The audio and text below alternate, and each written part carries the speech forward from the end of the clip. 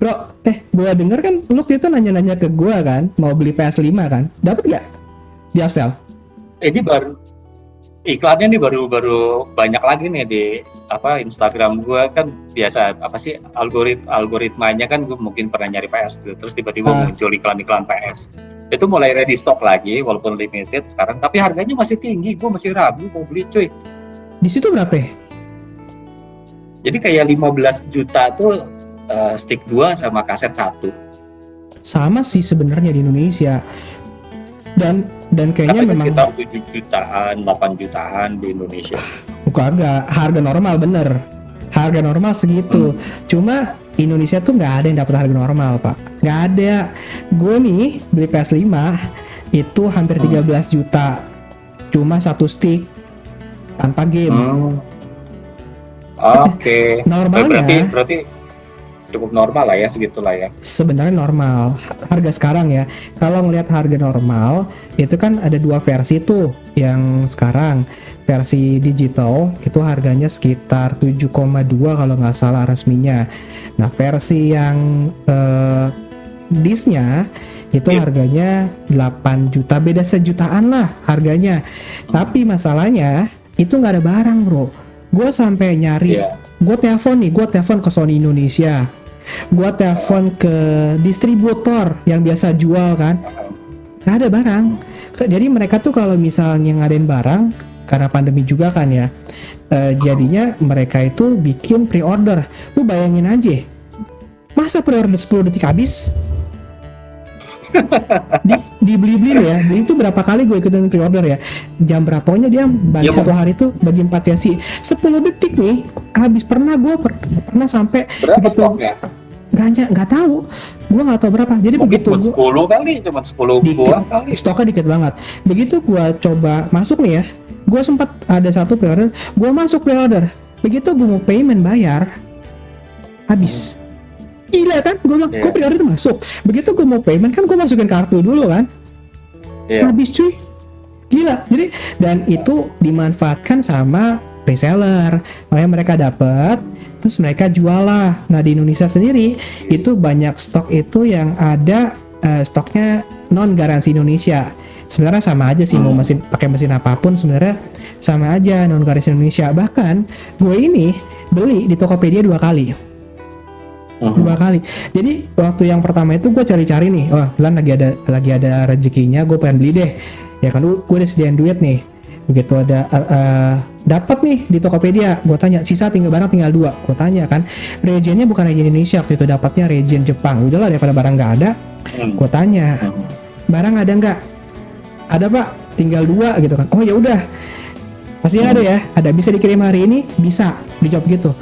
Gue bayar dong di Tokped, di tokonya. Udah bayar, selesai verifikasi, tinggal tunggu barang kan. Gak berapa lama kemudian dia ngabarin di chattingnya, sorry pak, barang habis. Loh, bisa-bisanya tadi waktu waktu nanya ada pak barang, terus dia bilang waktu begitu transaksi ternyata begitu saya cek ke gudang baru aja barang nggak dikirim. Lah parah. Akhirnya tarik dong langsung kan, tarik duitnya langsung gue tarik di situ, refund langsung. Gue nggak putus asa tuh gitu, cari lagi toko yang lain pada pre-order. Terus begitu nemu ready stock, barangnya cuma tinggal 2 lagi. Gue pastiin ready stock nggak nih, ready stock ada, barangnya tinggal 2, buruan kata dia, namanya penjual kan, buruan. Dan kalau yang ini nih memang jatah gue kali ya, memang lebih mahal 600.000 daripada yang sebelumnya.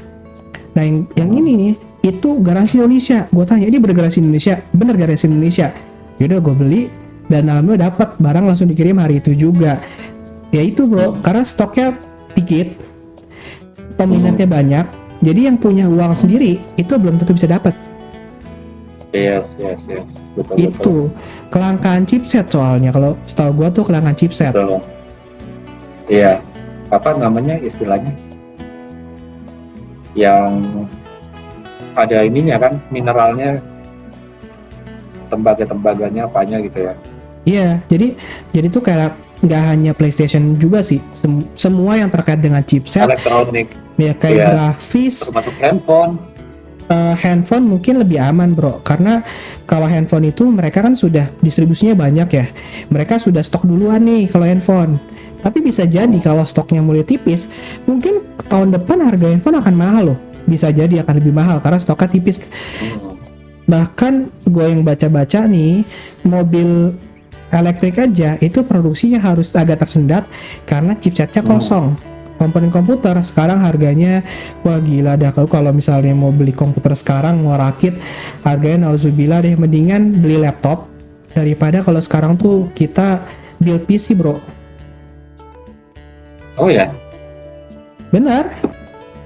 Jadi karena harga komponen tuh naik semua, mendingan tuh build laptop udah jadi, itu kita bisa dapat harga lebih murah dibandingkan dengan sekarang build PC ya.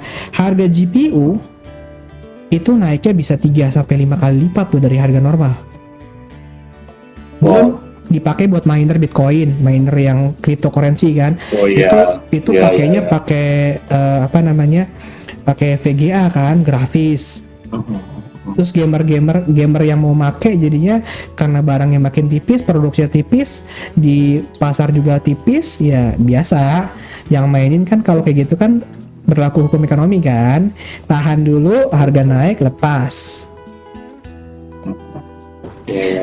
Jadi Ini harga gue penasaran juga nih, gue coba googling.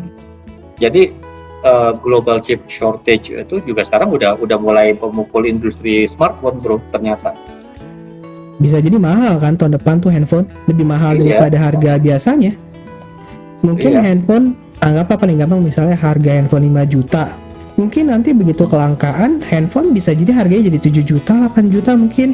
Cuma kalau menurut gua sih nggak akan semahal PlayStation ya ataupun GPU. Karena kan handphone produsennya banyak. Jadi masyarakat Betul. masih punya banyak. Demand-nya tinggi. Iya, masih punya Iya. banyak opsi sebenarnya. Tapi kalau PlayStation produsennya cuman Sony doang. Iya, iya. Jadi harga 15 juta sih kayaknya masih kondisi sekarang ya, masih masuk akal sih. Ya meskipun 2 kali harga. Iya, iya. Itu Gue makin dia. ragu nih mau beli PS5. Harganya masih tinggi sih. Itu yang 15 juta garansinya garansi afsel atau garansi luar? Gue belum ngecek sampai ke situ sih. Sebenarnya sih bedanya cuman kalau ada apa-apa doang sih. Kalau misalnya garansi afsel kan kalau ente ada masalah ya tinggal ke toko yang di afselnya kan. Cuman kadang ini apa yang penting kan apa sih, PS card-nya ya, PS Plus. Jadi PS Plus-nya. Iya, Karena jadi waktu gue di Saudi itu PS Plus-nya PS Plus Saudi, jadi ada game-game yang gue nggak bisa beli gitu. oh iya PSN bro, PSN Network. Jadi PSN ya. PSN. Jadi kalau yang penting itu sebenarnya karena kan berdasarkan region ya kayak gini. Kayak rencananya kan kalau jadi beli tuh lo jadi beli PS5 mau tanding FIFA atau PES kan sama gue kan. Yeah. Nah, gue tuh pakai region Indonesia. Begitu lo buat akun regionnya luar nih, bukan Indonesia atau bukan region 3 lah Asia. Kita nggak bisa tanding, bro. Iya, iya.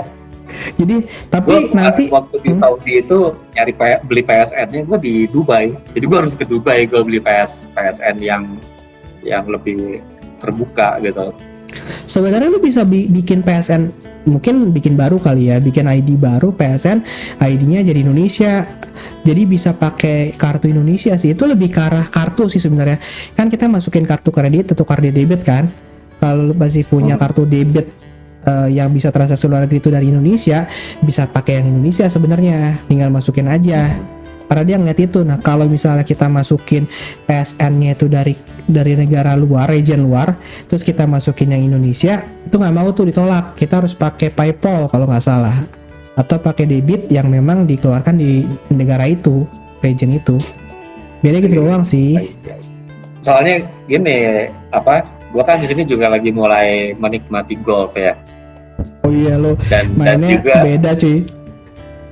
Dan juga gue belum explore banyak nih Afrika Selatan gitu. Jadi gue takutnya dengan adanya konsol game di rumah, gue malah makin nggak keluar gitu. Aduh gawat loh. Ntar gue foto dulu buat ke grup. Nah, ya nggak tahu, tergantung aktivitas sih bro. Kalau misal ya lu aktif sekarang main golf ya di sana ya. Aduh. Iya. Tapi golf itu kan identik dengan olahraga orang kaya kan? Beda. Nggak tahu kalau di sana makanya. deh. Kalau di sana gue nggak tahu. Tapi kalau di sini biasanya golf itu identik dengan Di Indonesia olahraga mahal. orang kaya. Gue nggak tahu kalau di sana Iya. di Axel tuh berapakah biaya untuk bisa main golf? Bisa sepertiga dari Indonesia, bisa seperempat dari Indonesia. Gak mahal-mahal banget dong kalau harga bisa sampai seperempat loh. Karena di sini itu lapangan golf banyak banget. Terus golf itu di sini benar-benar olahraga. Kalau di Indonesia kan campur lifestyle ya. Ajang bisnis sih. Golf itu ke Indonesia lebih ke arah ajang bisnis. Iya, buat apa negosiasi, buat apa sih namanya, networking gitu Ya kan. benar, Kalau lebih di ke arah sini itu. benar-benar Sport, ya. olahraga, orang yang ke lapangan golf, orang yang main golf ya emang orang yang suka, dan lapangan golfnya banyak di sini gitu. Jadi ya cukup bersaing juga harganya. Dan di sini golf itu nggak pakai caddy, jadi lo golf ya sendiri gitu. Jadi ya ada biaya yang terhematkan lah gitu. Lo nggak perlu pakai caddy. Jadi buat bapak-bapak di sini aman juga. Ibu-ibu kalau suaminya izin mau main golf, tenang hatinya karena di sini nggak ada caddy. Nggak dicurigain ya. Nggak dicurigain gitu. Tapi Nggak dicurigain main mata. gue kira loh golf itu pukul rata untuk semua negara ya. Itu olahraga orang kaya menurut gue ya. Karena kan gue nggak tahu nih kondisi di luar gimana kan. Ternyata tergantung dari negaranya juga ya. Semakin banyak penggunanya, ya otomatis mereka juga nggak mungkin bikin yang mahal-mahal banget kan. Betul. Gitu. Olahraga apa lagi nih di Axel bro yang jadi favorit masyarakat Axel selain golf? Olahraganya orang Axel ya,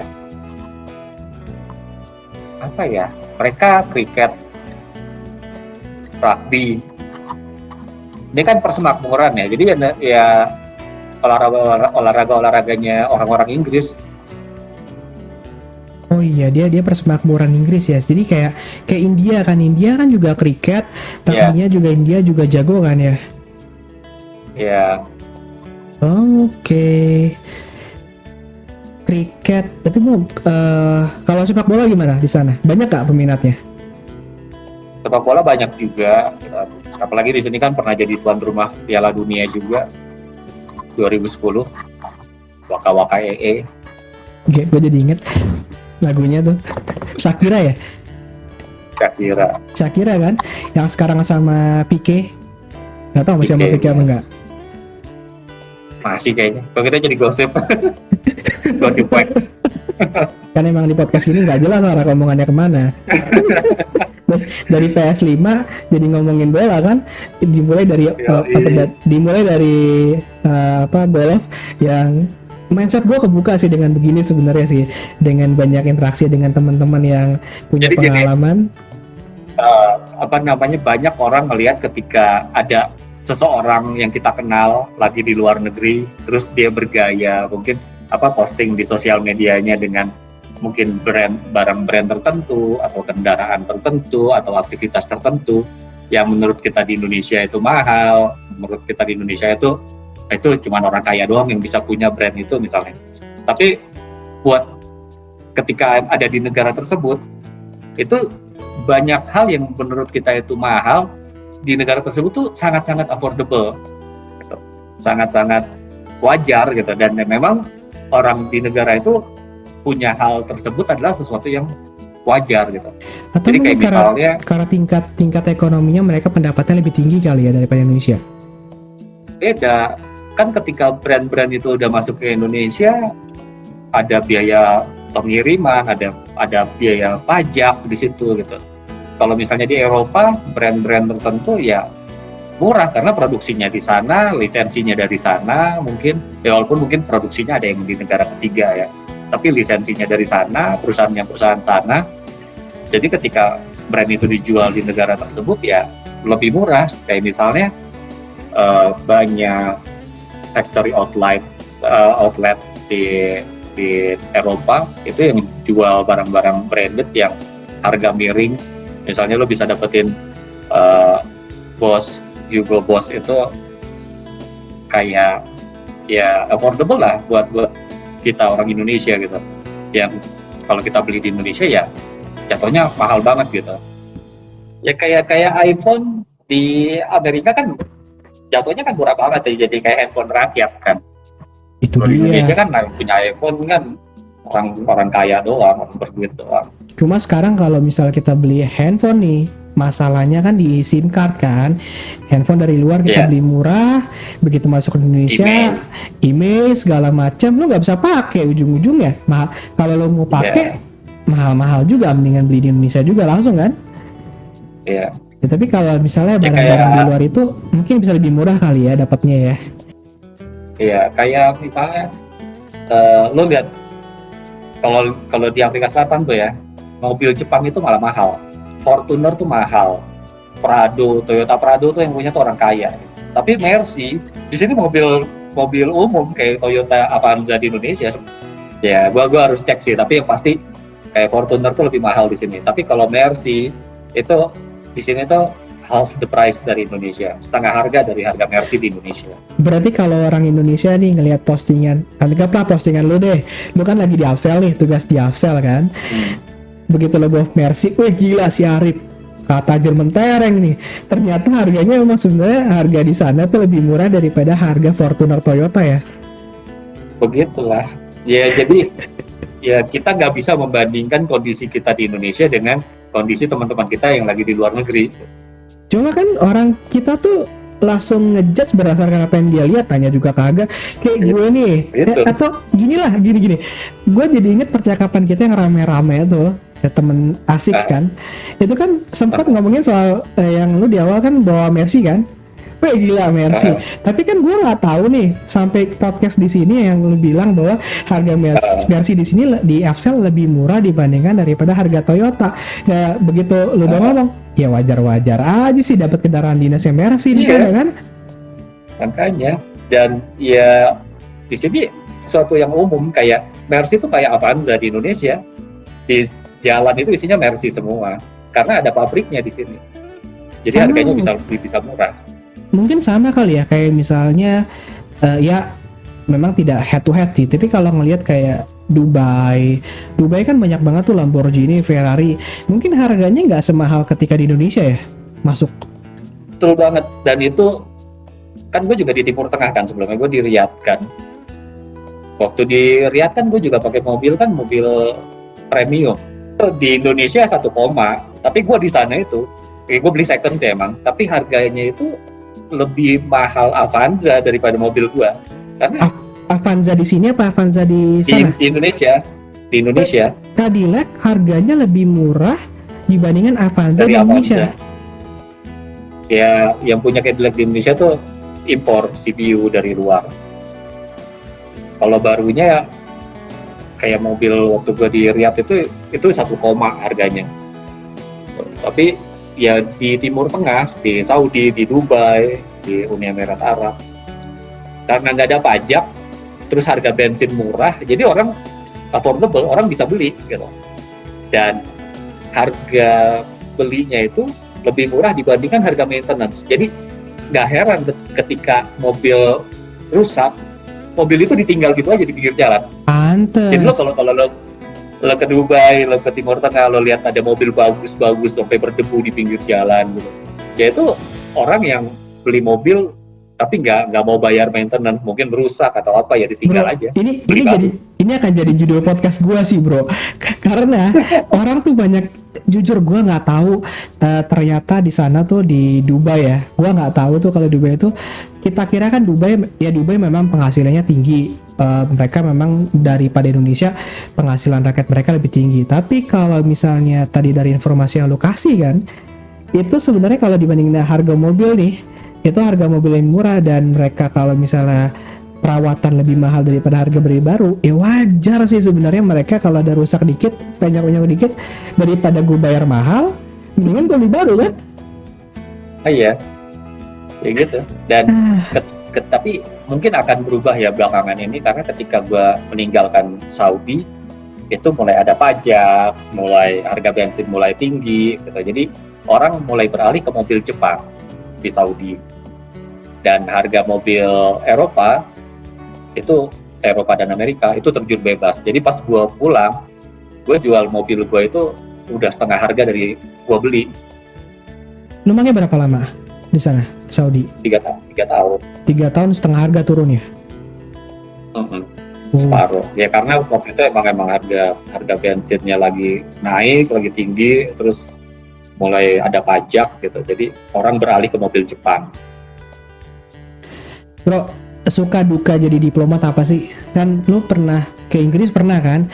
Ke Inggris awal-awal kalau nggak salah ke Inggris dulu deh. Gue ke Inggris sekolah. Oh, sekolah. Tugasnya berarti tugas ke Afsel kan, pernah kan sebelumnya ke Afrika kan? Kalau nggak salah sebelum ini. Atau langsung ke Saudi? Gua itu pertama itu gua ke Harare, Zimbabwe. Tapi oh iya, gue ingat yang lu bawa begitu ke Indonesia, lu bagi-bagi duit kan? Gue juga dapat lo dari lo. Gue inget banget. Gue jadi sultan. Gue inget banget beneran. Lu terus waktu ya udah lama, tahun berapa itu ya? Gue lupa. Kita tuh waktu itu ketemu di Yamin ya. Yamin gue misalnya. Ya kan Yamin, lo datang Yamin terus lo bagi-bagi duit buat kita yang berapa yang itu nominalnya berapa ya? Gue ngeliat nominalnya tuh gila. Tapi lo bilang kan nominal itu cuma bisa beli 1 telur doang. Iya. Ya itu gue jadi sultan gue. Yang duit gue 1 lembarnya nolnya banyak banget itu. Gue punya setumpuk. Gue bagi-bagi aja buat souvenir kan, buat oleh-oleh. Iya, cuma kan orang Indonesia ngeliatnya gue gila loh gue. Tapi inflasi saat itu gue kalau nggak salah, ya itu inflasi kan dari tahun 2000-an awal ya, yang jadi inflasinya triliunan persen. Gue nggak tahu berapa persen ya, tapi pasti ya sampai uang dolar Zimbabwe itu nggak ada harganya sama sekali gitu. Lo kalau mau beli belanja bahan makanan, uangnya nggak dihitung sih, uangnya ditimbang. Pilih gila loh. Iya, jadi tapi gue nggak ngalamin itu. Jadi ketika gue di sana kan gue cuma 3 bulan ya. Gue contohnya magang di Harare itu. Gue magang 3 bulan, habis selesai diklat diplomat junior kan. Sejak 2008 itu Zimbabwe sudah menggunakan dolar Amerika. Jadi mereka udah meninggalkan mata uangnya udah nggak ada harganya. Mereka pakai dolar Amerika gitu. Jadi ya kalau gue dengar cerita ketika zaman mereka masih pakai uang itu dan inflasinya udah parah banget, ya orang-orang belanjanya tuh ditimbang karena udah nggak mungkin dihitung. Jadi orang-orang tuh kalau belanja bawa tas isinya uang bertumpuk-tumpuk dan ya ditimbang gitu. Dan banyak bahan makanan yang kosong, jadi kayak kalau ada roti aja misalnya atau telur gitu, itu udah jadi rebutan. Dan di infonya di sini ada roti, di sini ada telur gitu, jadi buru-buru datang. Kayak apa namanya, ketika lu bawa uang, gua sih ngebayanginnya sedih sih sebenarnya ngelihatnya ya. Ketika lu bawa uang, lu belanja ditimbang, kan biasanya gini, kalau di kita nih ya, kita kan orang Indonesia biasanya kalau kita bawa uang di dompet ya masih enteng kan, nggak perlu timbang. Terus kita keluar dari supermarket bawaannya banyak, lebih berat hasil outputnya kan. Dan di sana lo bawa uang ditimbang misalnya, terus begitu lo timbang lo dapat outputnya ternyata ringan banget, mungkin bisa dapat satu telur atau 1 roti gitu ya. Iya. Astagfirullah, gue ngebayanginnya tuh derita banget sih ngebayanginnya. Gila. Ya, tapi gue nggak ngalamin itu. Gue ketika di sana sih udah pakai dolar Amerika, udah pakai US dollar. Dan berarti, itu pas gue nyari itu uang dolar Zimbabwe itu emang masih ada. Jadi gue kasih ke rekan di sana, ada staff, Pak, tolong cariin uang dolar Zimbabwe gitu. Gue kasih $100 waktu itu. Pas balik udah setumpuk gue dapetnya gitu. Jadi, ya itu $100 kan kalau sekarang sekitar 1,4 juta kan ya. 1,4 lu bawa souvenir tumpuk-tumpukan duit ya. jadi sultan gue dengan $100 aja gue bisa dapat duit triliunan itu gitu. Padahal dolar tuh cuma selembar doang kan. Selembar doang. Selembar doang kan. Itu betapa apa ya, betapa inilah ekonomi kapitalis begitu banget ya. Gawat. Aduh, terus lo dari Harare kemana? Gue dari Harare gue balik ke headquarter, kerja dulu gue di dalam negeri di pusat. Itu gue kerja 2 tahunan, habis itu gue sekolah di Inggris. Jadi gue di Inggris tuh sekolah, gue bukan penempatan. Di Inggris lo waktu itu ambil S2 berarti ya? S2 Berapa lama sekolah di Inggris, bro? setahun. Di Inggris tuh S2 cuma setahun, S1 cuma 3 tahun. Yang gua tuh ngiri sama lu adalah lu bisa nonton bola live lo. Kalau gua live di TV, lu live di stadion tuh. Ini orang bener, alhamdulillah. Gua tuh iri bersyukur ya. Gitu, temen gue gitu kan bisa nonton. Bahkan lu kan Juventini kan. Lu kalau mau ke Italia tinggal nyebrang dikit nonton tuh Juve. Iya. Alhamdulillah kesampaian, gue udah umroh gue ke Turin. Iya kan, gua belum kesampean nih ke San Siro, bro. Gue belum kesampean nih. Gue udah ke San Siro juga, tapi gue waktu itu nonton derby di Italia, gue nonton Juve Inter di San Siro. Gue tuh belum kesampean, gue pengen banget gue ngajak keluarga gue tuh ke Milan gitu kan. Ya insya Allah lah. Amin. Itu segera. Wishlist gue habis tuh. Pandemi lah. Insya Allah wishlist gue tuh ngajak keluarga gue nonton di Milan gitu. Itu wishlist gue lah salah satu. Ya termasuk wishlist gue ya ke Mekah lah insya Allah lah. Ya kan kita Muslim ke sana kan. Tapi itu wishlist gue pengen banget tuh nonton Milan langsung di San Siro tuh gue pengen nonton. Aduh, dia nonton. Alhamdulillah sih Alhamdulillah gue udah ke Mekah dulu, baru ke Turin. Jadi gue nggak merasa bersalah banget waktu gue ke Turin. Jadi sebenarnya sukanya sebagai diplomat adalah lu bisa melanglang buana dengan mudah ya sebenarnya. Ada kesempatan ya tinggal sekalian aja kan ya. Iya alhamdulillah Alhamdulillah lah bro. Waktu itu jadi gue kan emang sekolah itu kan gue beasiswa ya. Waktu itu kan belum ada LPDP, jadi yang mudah untuk mendapat beasiswa itu sebenarnya cuma segelintir orang, yaitu antara lain PNS, terus wartawan, sama aktivis atau pekerja LSM. Itu 3, sama dosen. Ya dosen biasanya juga PNS juga sih.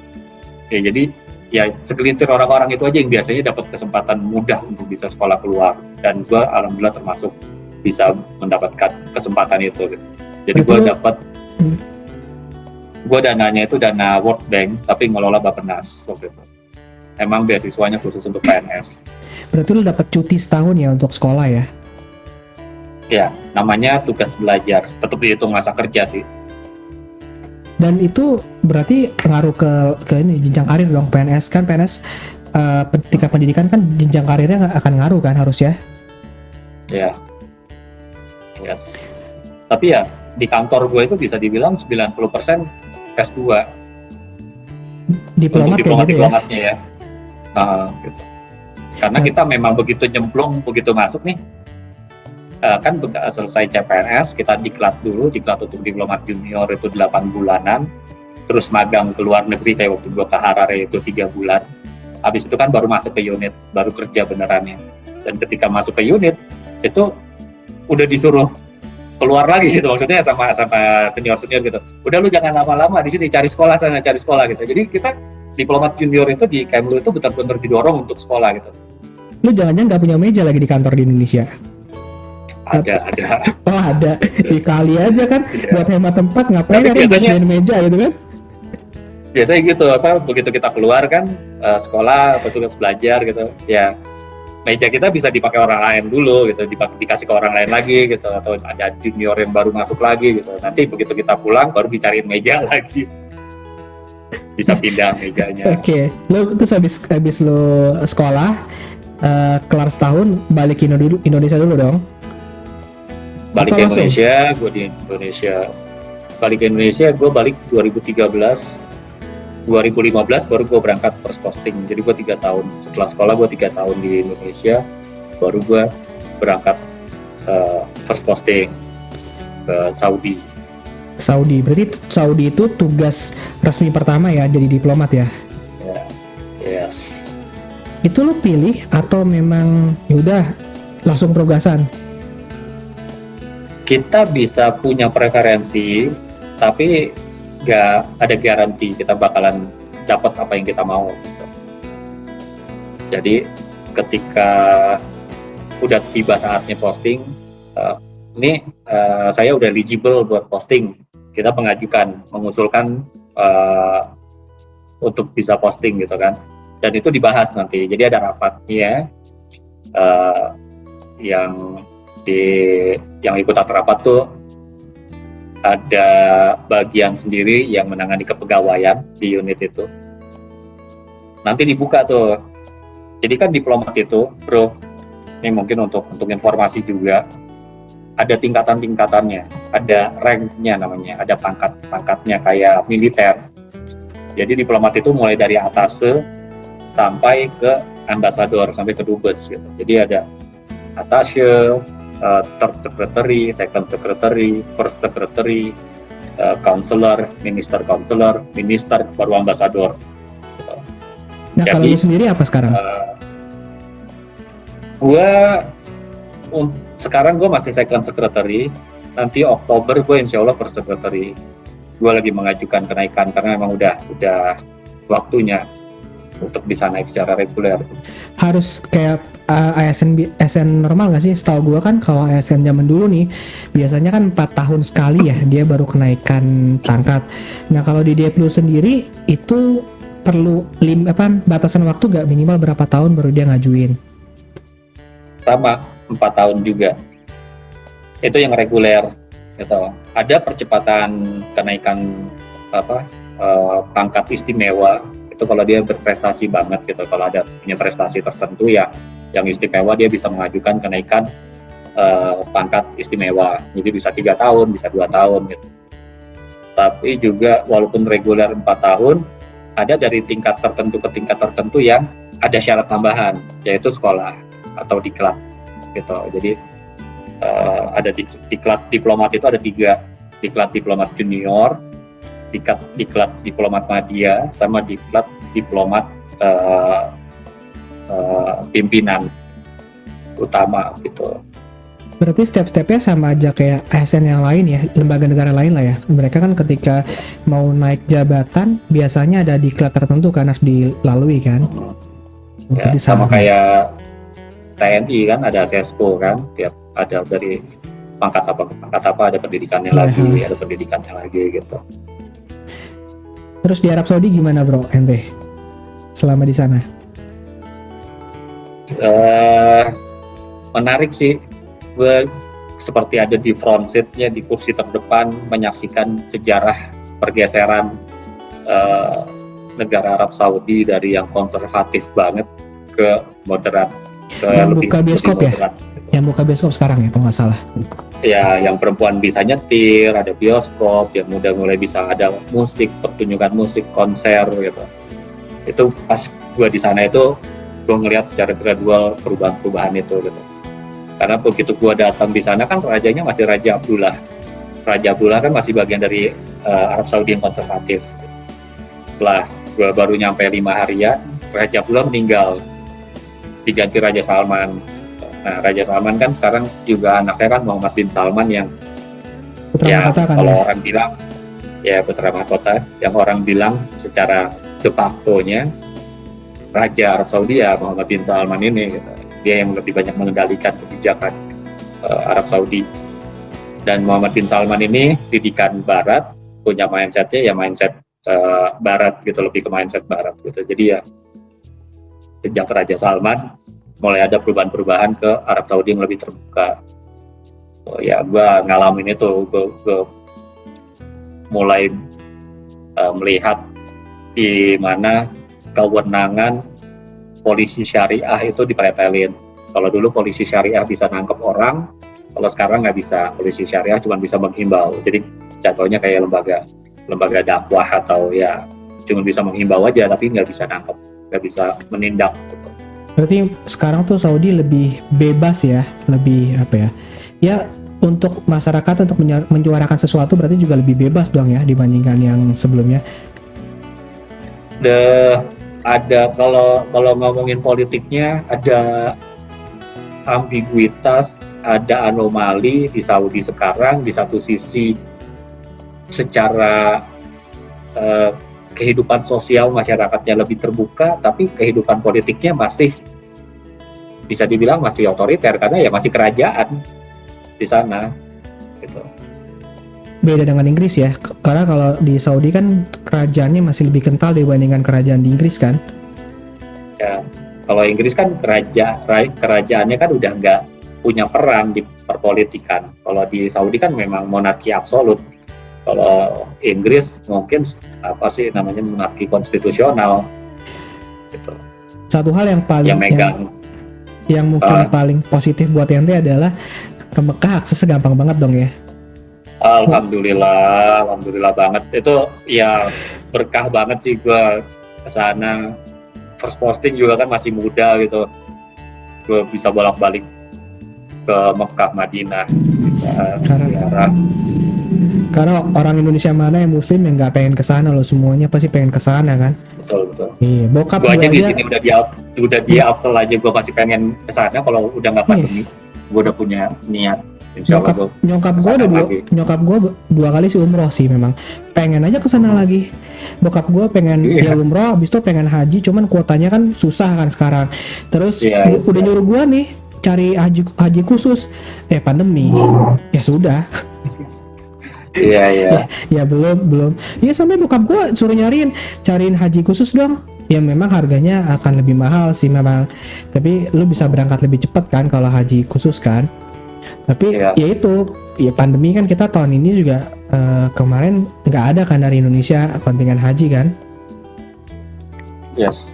Iya sih ya, semoga pandemi segera berakhir lah biar kita umat muslim bisa pada kesana lagi. Siapa yang nggak pengen kesana kan bro? Semuanya pasti pengen kesana. Amin.